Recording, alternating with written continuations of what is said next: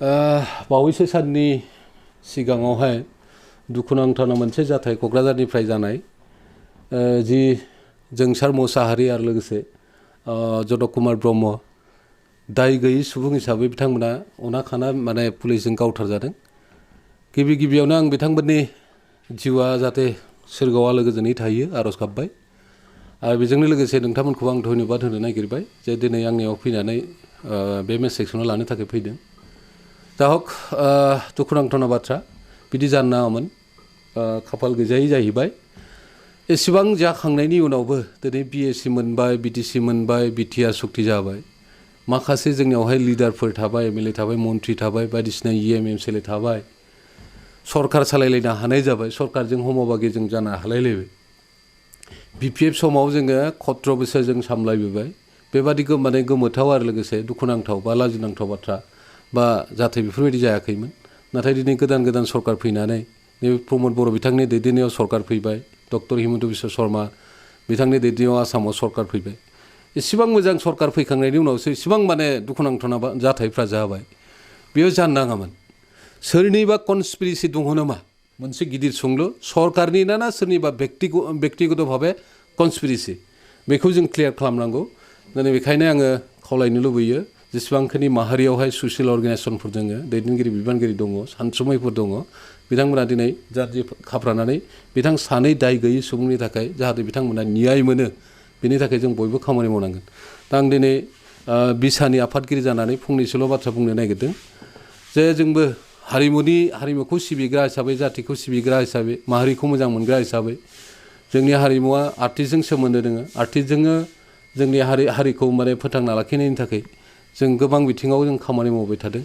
दा बे हिसाबै जोंनि जिल्लाफ्रावबो जोङो बे सानै नायल' जाल' माने सेंग्रानि एनकाउन्टार खालामजानाय बा गावथारजानाय बे माने माबाखौ लानानै जाथायखौ लानानै जोङो जायगा बा जिल्ला बेबादि हाबाफारि लानाय जादों।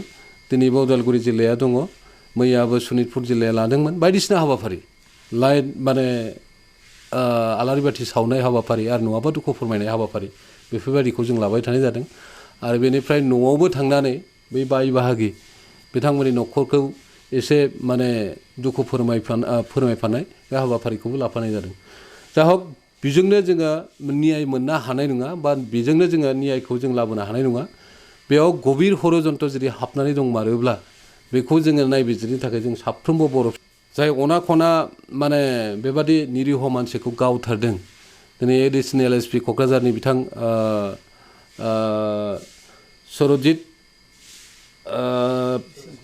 सरजित सिं पानेसर बिथांखौ होननानै जों बयबो मिथिगौ। दा बिथाङा आयेननि मानसि, बिथाङा प्रखाखाननि मानसि, बिथाङा गावनो बुजिनांगौ। बिथाङा बे आसाम रायजोनिनो आसामावनो जोनोम मोननाय मानसि, आसामनि परिबेखखौ बिथाङा जोनोमनिफ्रायनो मोनबोदों।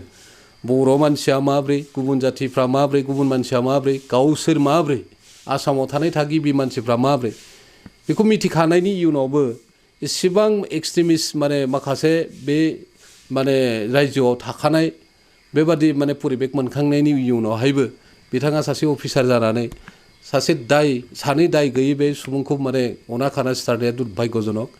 बिथांमोना जुदि दायनिगिरि मारबा दायनिगिरिखौ बिजिरनो थाखाय राहा दङ। दिनै कर्ट दङ, दिनै ल' दङ, आयेन दङ। बे आयेनखौ बिथाङा गावगायनि आखायाव लांनानै गावगायनि हारसिंनि आयेन माबोरै खालामनो हागौ, बेनि थाखाय जों एसे मोजां रोखोमै नोजोर होनांगौनि दरखार दङ। बिथाङा जुदि इसाख्रित' भाबै गावनि हारसिंनि डिसिसनजोंनो बिथां सानै सेंग्राफोरखौ जुदि एनकाउन्टार खालामदोंब्ला बिनि बागै जों गोख्रों सोंखारिनांगोन आरो लोगोसे पदक्षेप लानांगोन। आं बयखौबो खावलायबाय, जोंबो लागोन बिसानिफ्राय जेसेबां हायो जोंनि बे माने दुखुनांथावना सानै माने जिउ गोमानांनाय, गावथारजानाय बिथांमोननि जाहाथे न'खरफ्रा फैबाय थानाय समावहाय न्याय मोनो, माने जायखिजाया राहा मोनो, बेनि थाखाय जों जे हाबाफारि लानांगौ जों बयबो बिथांमोनखौ मदद होनो थाखाय बयबो साखा-फारा जानानै मदद होनांगौ। आं बेखौ खावलायबाय। जोबनायथिं जोंनियाव जुदि बे माहारि हिसाबै बेबादि हारिमु हिसाबैनो जाबाय थायोबा, गोदोआवबो जोङो आन्दलन खालामबाय, सोमावसारबाय, बिदिनो पुलिस आर्मिजों गावथारजाबाय, अना-खाना जों बायदिसिना जिनाहारि खालामजाबाय, बे माहारियावहाय जों बायदिसिना समस्या जों खालामजाबाय। दिनै सरकार थासेयावबो जों जुदि बेबादि खालामजाबावनांगौ जायोब्ला जाथिया बबाव थानानै मा खामानि मावनानै बोरै जाथि हिसाबै जों गावखौ सिनायथि होनो जों गाबोननो गुबुन जाथिसो जानांगोन माथो नङाबा जोंनि जाथिया गाबोन दिनै जुदि एसेबां साहस दङब्ला बिटिआर सरकार नङाब्ला असम सरकारा मोनसे डिसिसनखौ लानांगौ बे जाथिया थाननांला बेवहाय गासैखौबो साफा साफा गावथारजोबनांगौ आरो ओमफ्राय बे जातिखौ फोजोबनांगौ आं डक्टर हिमन्त बिश्व शर्मा बिथांखौ जोंनि आसामनि गिबि मन्थ्रि बिथांखौ आं खावलायगोन नोंथाङा शक्तिशालि सासे मन्थ्रि सासे बेक्ति आसाम सरकारनो नोंथाङा गावनो खालामदों गावनो सामलायदों नोंथांनि सायावनो गासैबो माने षड़यन्त्र माने गावनो सामलायदों नोंथांनि सायावनो गासैबो माने षड़यन्त्र माने जेसेबांखिनि मुल मन्त्र दं षड़यन्त्र दं गासैबो नायबिजिरनानै नोंथाङानो थिग खालामजोबनो हायो दाबो सम दङ दायनिगिरिखौ हमनो थाखाय नोंथाङाबो जुजिनांगोन नोंथाङाबो नायबिजिरनांगोन बेनि थाखाय आङो खावलायहरबाय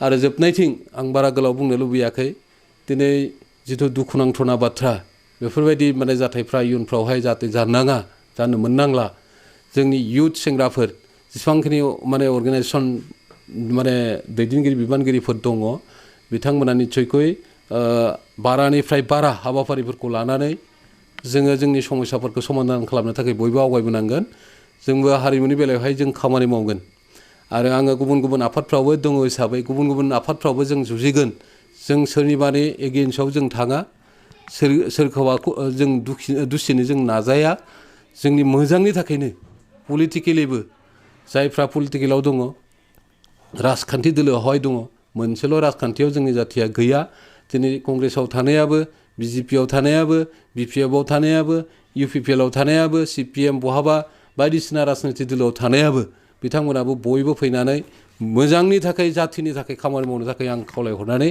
आं दिनैनि नोंथांमोननि बे मोगा मोगि जानाय दान्दिसेसोल' सम फंनैसो बाथ्रा बुंनायखौ फोजोबनाय जाबाय गोजोन्थों